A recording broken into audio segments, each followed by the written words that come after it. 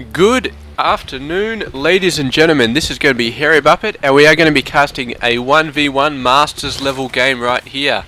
Now, down the bottom right side, we do have a purple Zerg player. His name is blanked out, but his actual name is Scarlett. And I have not cast a game of him so far, but he should be a pretty awesome gamer, considering where this game is coming from. It is actually coming from the RSL series of group matches, and the RSL of course stands for the Russian Starcraft 2 League, and I haven't seen any games from them yet. This is going to be the first one, but I'm sure they are quite awesome because of course Russian players, very awesome players. Up the top left side is a player that we have seen before. It is going to be Polt. Now, we saw him play back in the Zotac April Cup that I cast, and yeah, he managed to get all the way to the grand final against Snoot, and he did a very good job there. And yeah, so we're going to see him in this game as well. It's going to be our red Terran player, and it's going to be awesome to see how these guys match up against each other. Now, not much going on so far. I've got a barracks coming down, I've got a refinery coming straight off it. The Zerg player is probably going for a hatch first and then into a spawning pool. Yeah, so really not much going on. Speaking about other things, as I'm casting this, I'm uploading the rest of the EMS Spring 2013 Cup. So I think I'm still uploading the second semi-final, and I've still got the grand final to go, but they've all been cast, and I've actually downloaded my next tournament, which is the DreamHack Summer tournament, I believe it was. Let me just have a quick look over here. I've got such a horrible memory. Yeah, the DreamHack Summer 2013 replays. It does have a grand final, semi-finals and all that sort of stuff in there. So it does seem like a full tournament, so we're going to go ahead and we're going to cast that. There's actually quite a comprehensive list of replays in there, which I'm very happy about. There was a DreamHack Stockholm tournament, but the replays for that, half of them were missing, and yeah, it wasn't that good. But these they all seem to be there, and they all seem awesome. So I'm thinking I'm definitely going to cast the semi-finals and the finals. I'm thinking I might cast the quarterfinals as well, because I mean, you never know when you got to look out there and it's like, hey, there's no tournaments out there at all, and yeah. I mean, I'll always have enough 1v1 random games like this one to cast, but I love casting the tournaments, so I might as well cast a lot of it. And if it does turn out that the tournaments from now on just keep coming, then yeah, maybe I won't cast the quarterfinals for all of them just because I won't have enough time. But for the next one, yeah, definitely going to cast the quarterfinals, I think. And yeah, should be pretty awesome. So we've got some minor Reaper harass over here. Ling's able to push them off quite easily. A couple more Lings coming out here, coming out for a scout. They might wipe out this SCV though, which would be a bit of a pain in the ass. But of course they got two Marines down here, which can reinforce this guy quite easily. And here we go, the Ling's going to run off against the Marines, but they did get an SCV down, so that was a little bit of a pain. They might be trying to do a run around the Marines to try and flank and get in there and do a proper scout. And no, he's obviously not paying attention. They're just going to run straight into the Marine, and they are going to die. So it was a fair opportunity to get around them, to go in there. There wasn't much being built, but this one Reaper is going to run away. And Scarlett does have an Overlord watching over him. I don't know if that Overlord's there for that express purpose or if it's just nice positioning, but nevertheless, he does know what the Reaper's about to do. And yeah, if Scarlett had gotten the Lings up here, which he did not, he just saw the barracks, but if he had, he would have seen the barracks building the reactor and the factory being built up, and he would have known that some fast Hellions were coming out, but he did not see that, so he's a bit in the dark at the moment. He's got a lot of Lings coming out. He's got Ling speed. He's got Queens, so he's got 3 Queens, so he should be able to hold it off a little bit, but if we get up to like 6 or so Hellions coming out, then yeah, he might be in a little bit of trouble. And there we go, the 2 Hellions coming out there. They are going to be able to kite those Lings quite easily once they're off creep. Here we go, a couple more Hellions coming out. He might... No, he's not getting 5th and 6th ones, but he does need to grip these guys up, because these guys are going forward. The rally point must be down here somewhere.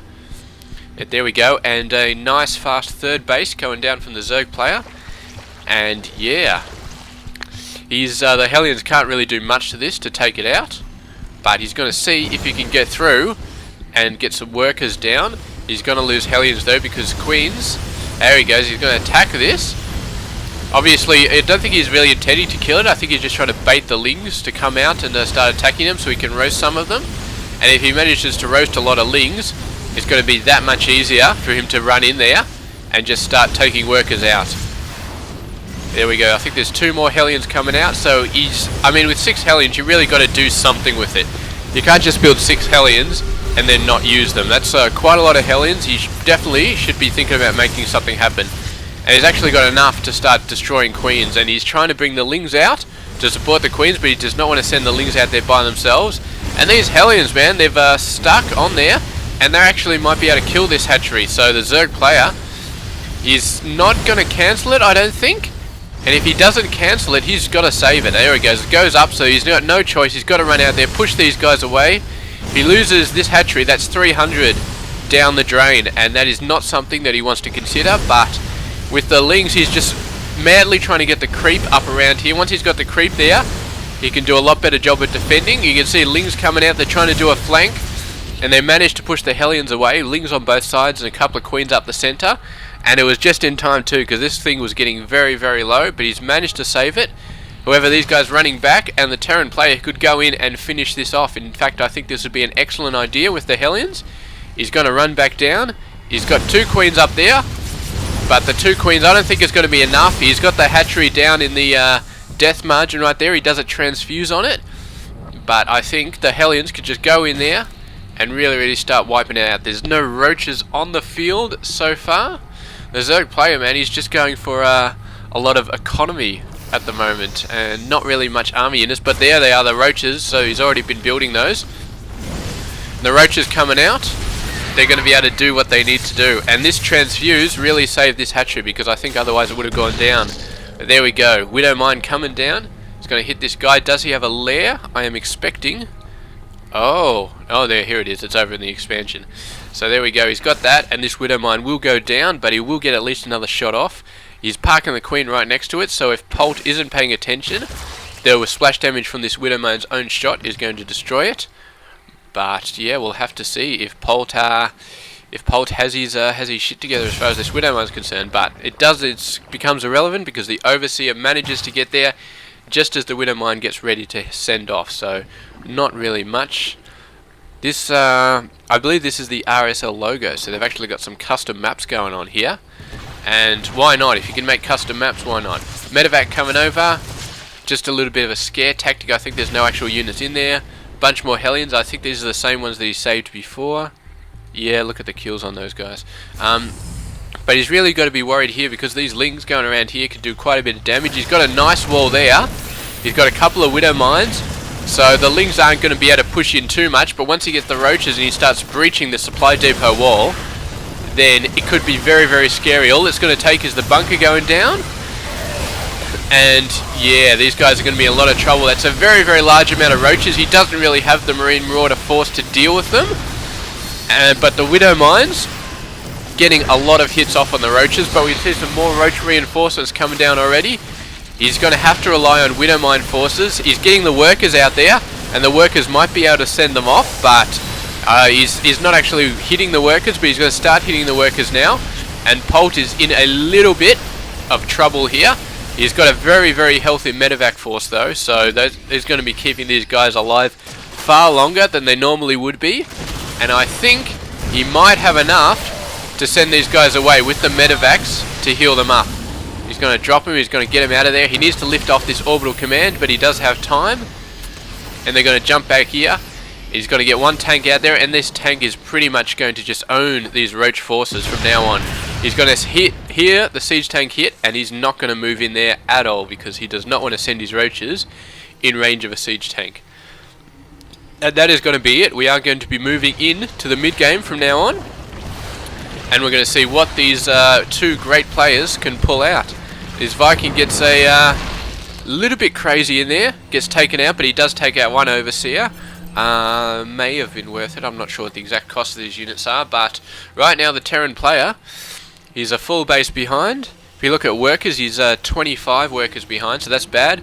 The Zerg going in, he really wants to take out this third base. The Terran player going in here, but he hasn't got the forces he needs. And the siege tanks, siege tank is just defensive up there, so he really needs to pull out a siege tank. Then his third base, but he's going to go for an attack here. This attack, much better than the other one. He didn't take any workers, but he got the hatchery, so great victory there while the roaches are out of position. And yeah, and he gets these guys on the dropship, flies them off. I'm really not quite sure why the roaches didn't push in here. They had the numbers.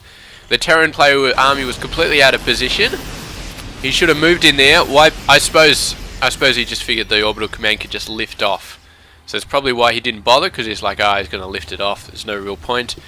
He might go for something here, but he really needs to start thinking about air units. He's got a Spire, he's got some Infestors going down. So he should have something to do with the Medivacs. Infestors not all that good at dealing with Medivacs. I mean, you can fungal them, but that just stops them for the Hydras to take them out. And if you don't even have Hydras, then what's the point? But it looks like he's going to get I assume Corruptors, because Corruptors are very good at taking out Medivacs. Corruptors, I think, do bonus damage to Armoured, and Medivacs are definitely Armoured units. Meanwhile, the Terran player just going for Triple M all the way. He got this one tank out to knock the roaches away, but he's not really going for any more tanks at the moment. He's going for Widow Mines off the factories, but that's about it. And yeah, this is an excellent attack here. Just getting a nice fungal down. Manages to get the second fungal down on these guys to wipe him out. So he got about 4 workers there, and it pretty much just cost him energy. So great job there. Really using this this close positioning very well. And I mean, I'd like to see the Terran player knock down a sensor tower at some point around the middle of the base, because that would really help him when the Zerg pushes down the middle. But the Terran player instead, he's going to shoot over there. There's a few forces here, but not really that much. And if he does a nice attack here, he should be alright. He's got a lot of Marauders, lot of Widow Mines. So he does have the roaches covered, I think. But the question is, how good are the fungal growths going to be? And he's got a beautiful split here. This is one of the best splits I've ever seen. But these guys running around, they were trying to get the workers, I think, but they're going to get cornholed by the roaches in that corner. This series is still fine, but he really needs to pull the roach forces into the Widow Mines. And the roaches are not pushing into the Widow Mines. So there we go. The Terran player not doing as much damage as he might have. He decides to go for the Creep Tubers instead, which is still a good option, but he hasn't got these ones up there, so that creep spread can continue up the north side of the base. And the Terran player, man, he's catching up to workers, and he's managed to kill a couple of Zerg workers, so he's not extremely far behind anymore. But here we go, man, the Zerg player going for Broodlords. He's going to have to get some Corruptors as well to support them. Broodlords, actually, I don't know how much I like this play, because he really needs something to take out the Medivacs. Broodlords are going to be awesome, but the Terran's already set up to build craploads of Medivacs. I mean, we can almost be certain. Yeah, there we go. There's a starport with a reactor on it. So, building Vikings, massive amount of Vikings, is going to be no problems at all for the Terran player. It'll just be Vikings here, Vikings there, Vikings left, right, and center. And there we go. Vikings coming out straight away. And he needs something to counter the Vikings. What he really needs is, I don't know, Hydras or something like that. I mean, he's starting to build up the tank numbers right now. He's really starting to say, alright, there's a lot of roaches. My Marine Marauder force isn't dealing with the roaches. I need some siege tanks. And one just got sniped there, so that was not good for him. I don't know, is this like a 4th base or something? Here we go, the Infestors coming in. They were looking maybe to do some fungals, didn't quite work. But the Broodlords pushing in there, they're not quite at the point where they've got a massive amount of Vikings going against them, so they've got a window for doing damage here. And the Terran player has got to be on the back foot until the Vikings start getting out and start getting some stuff done. And this base is going to take quite a lot of hits, quite a lot of workers are going to go down. The Vikings finally coming out, but they're having to face off against the Corruptors over here. The Marines trying to take out the Corruptors so the Vikings can get the Broodlords, but there's only one Viking left, and it's going to take him 10 years to kill all those Broodlords. And all it'll take is one fungal to go down on this guy, and he will go down. But there we go, the base has been taken out. I don't think he saved that many workers, only about 6 or 7 workers there. So Polt taking a huge hit. Meanwhile, we've got a bunch of drops over there. They took out this base again, and they managed to get most of their forces away. But I think they did actually lose half the forces. This one Marine tried to get in the medevac, but there wasn't room, so he just had to run for it by himself. And here's a Lone Ranger right now, just like this Marauder, taking out this base. This guy just hit the jackpot, dropping off this guy, but it looked like the medevac went down. I can't think of how that medevac went down. Corruptors must have got it. But yeah, Zerg player doing a very nice job. The Viking, building the Vikings, I thought that would be nice and easy, but the Zerg player getting out a bunch of Corruptors as well. And the Corruptors countered the Vikings quite nicely, so the Broodlords basically just left to their own devices to hit stuff. And the Terran player, man, he's having a very hard time just getting a crap load of Vikings out there to overwhelm the Broodlord numbers. So he may have to concentrate on Marines to take out the Corruptors, and we'll see exactly how that goes. You can see him directly attacking the tanks. He wants a bit of splash damage on those tanks from the other tanks to take them out. He's very worried about the tanks with this Roach army. But the Vikings being pushed away by all those Corruptors. The Marines going to run in. They're going to do the damage they need to do. The tank's going to hit out, but the tanks are not quite far away. The Zerg gets pushed very, very hard in there. He's really going to be down to the Marines in this battle, but there's some fungal growth going down on him. He hasn't done an excellent split this time. The split, it was basically just a line, and that was not that good. But it looks like the Marines took out the Corruptor numbers they needed to. The Vikings, there's quite a bit of Vikings left over.